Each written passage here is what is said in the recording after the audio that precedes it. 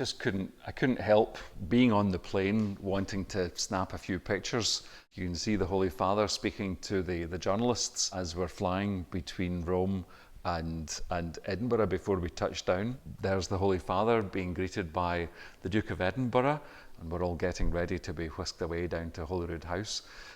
This is Holyrood House. I'm afraid it's a bit blurred because this is as we're tearing away again, but there's Her Majesty and the Duke of Edinburgh. This is just from the entourage as we came along Princes Street, and we're way behind the Pope in our car, and yet they're still all very enthusiastic, and it really lifted our hearts, lifted our spirits. Arriving at St. Benet's, of course, which I didn't know it was going to end up being my home 3 years after this, and the Holy Father meeting some of the locals.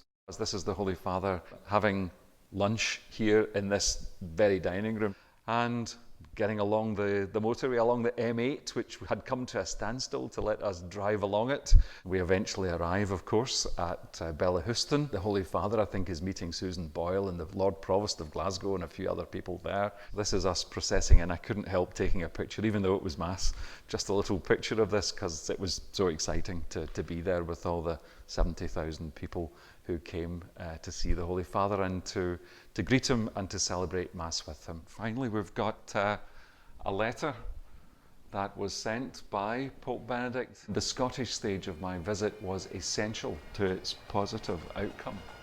I'm also grateful for your hospitality and for the welcome afforded me by the faithful of the Archdiocese of St Andrews in Edinburgh.